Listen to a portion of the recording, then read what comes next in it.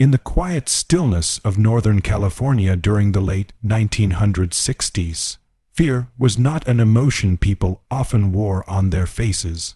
The decade had been turbulent: Vietnam, civil rights struggles, and the summer of love, but even amidst chaos, there was an unspoken belief that the threats to everyday life were far away.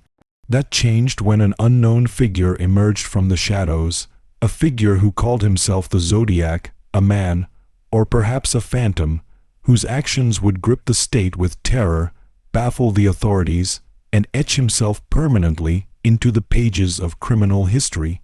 What made the Zodiac unique was not only his brutality, but his hunger for attention, for a performance that unfolded through letters, ciphers, taunts, and killings, leaving a trail of blood, puzzles, and fear that remains unsolved to this day. The first confirmed attack happened on the night of December 20, 1968. It was the eve of Christmas break, and teenagers Betty Lou Jensen and David Faraday had gone out for their first official date. They never made it home. On Lake Herman Road, a quiet, dimly lit stretch in Benicia, their car was parked when the Zodiac approached. No one knows exactly what was said or what was in his mind. What is known is that within moments, David was shot in the head at point-blank range. Betty Lou ran, but she didn't make it far. Her body was found nearby, riddled with bullets. There was no robbery, no sexual assault, only violence, cold and deliberate. The randomness of it shook the community. But no one knew then that this was just the beginning. The second attack came 6 months later on July 4, 1969. It was a night for fireworks, laughter, and romance. But for Darlene Ferrin and Mike Majow, it turned into a nightmare. They were parked at Blue Rock Springs Park in Vallejo when a car pulled up beside them. The driver left, only to return minutes later. He approached their vehicle with a flashlight, blinding them before opening fire with a 9mm Luger. Darlene was killed. Mike survived despite multiple gunshot wounds. Hours later, a phone call was made to the Vallejo Police Department. The voice was calm, almost rehearsed. "I want to report a double murder. If you go 1 mile east on Columbus Parkway to a public park, you will find kids in a brown car. They were shot with a 9mm Luger. I also killed those kids last year. Goodbye." The voice was the Zodiac's first direct communication, and it marked the start of his taunting relationship with the press and police. 3 days later, newspapers across the Bay Area received handwritten letters from someone claiming to be the killer. They weren't just confessions. They contained a cipher, a grid of symbols and letters. The Zodiac demanded that the cipher be printed on the front page of each paper, threatening more killings if his instructions were ignored. The press complied. The cipher was cracked soon after by a schoolteacher and his wife. It read in part, "I like killing people because it is so much fun. It is more fun than killing wild game in the forest because man is the most dangerous animal of all." He ended the message with a chilling statement, "I will not give you my name because you will try to slow down or stop my collecting of slaves for my afterlife." In September 1969, the Zodiac struck again, this time in daylight. College students Bryan Hartnell and Cecelia Shepard were picnicking at Lake Berryessa when a man wearing a bizarre black executioner's hood approached them. On his chest was a white cross, air symbol, the same one that would become infamous in his letters. He held them at gunpoint, tied their wrists with clothesline, and then stabbed them repeatedly. Bryan survived. Cecelia did not. Before leaving, the Zodiac drew his cross, air symbol, on the couple's car door and listed the dates of his previous killings, as if signing his work. Just 2 weeks later, on October 11, 1969, San Francisco cab driver Paul Stine was shot in the head in the city's upscale Presidio Heights neighborhood. The killer wiped the cab, tore a piece from Stine's shirt, and vanished into the night. This time, the Zodiac was seen. 3 teenagers watched from a nearby house as he wiped fingerprints from the car. They called the police, but a miscommunication led officers to search for a black suspect.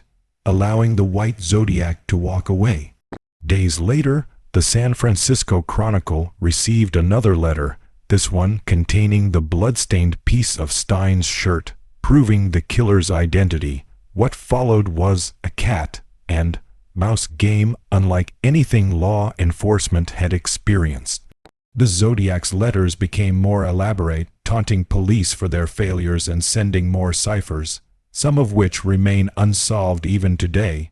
In one letter, he claimed to have killed 37 people, far more than the officially confirmed 5. He also threatened to attack school buses, describing how he could shoot out the front tire and pick off the kiddies as they come bouncing out. This threat forced police to assign escorts to buses, striking fear into parents across the region. The ciphers, known as Z408, Z340, and others, became the focus of amateur and professional codebreakers worldwide. Some were solved, like the Z408, but others resisted decades of attempts. It wasn't until 2020 that the Z340 cipher was cracked by a team of international codebreakers. It contained no name, only more taunts. I hope you are having lots of fun in trying to catch me. I am not afraid of the gas chamber because it will send me to paradise all the sooner. Even in decoding, the Zodiac denied closure.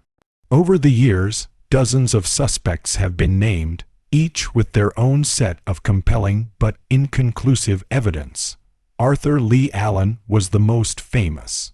He was a convicted child molester who owned a Zodiac watch with the killer's symbol, had been in the area of the murders, and was identified by one surviving victim as resembling the attacker. But DNA and handwriting analysis failed to link him definitively to the crimes. Other suspects, from career criminals to quiet neighbors, have risen and fallen under suspicion, but none have ever been charged. Part of what has kept the Zodiac case alive is his ability to vanish into the crowd. Witness descriptions varied, evidence degraded over time, and forensics in the late 1960s lacked the precision of modern science. Yet even with today's advances, the killer's identity remains hidden. Theories range from a lone predator to a coordinated pair, from a sadistic genius to an opportunistic psychopath. Every new lead stirs hope, only to dissolve into uncertainty. Culturally, the Zodiac Killer became more than just a criminal. He was a boogeyman, a figure woven into the fabric of American fear. He influenced films, books, and music, and inspired countless online investigators to dedicate their lives to solving the case. He was a real-world horror story, an enigma that refused to be solved, feeding on the very attention he demanded. Today, over 50 years later, the murders remain open cases in multiple jurisdictions. Families of the victims still wait for justice. Detectives still pursue DNA testing, comparing old evidence against modern databases, and somewhere, whether in the grave or still among us, the Zodiac's truth remains locked away. What made the Zodiac so terrifying wasn't just the violence. It was the way he made everyone feel vulnerable. He didn't follow predictable patterns. He didn't target a specific type of victim. He killed for pleasure, for power, for the performance of it all. And by never being caught, he ensured that his story would outlive him. His name whispered whenever the conversation turns to the darkness humans are capable of. The Zodiac wanted immortality. In that sense, he succeeded.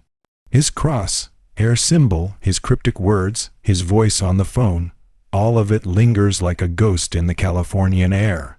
And maybe that's the cruelest truth of all. The killer may be gone, but the fear he planted continues to grow, rooted deep in the unsolved mystery he left behind.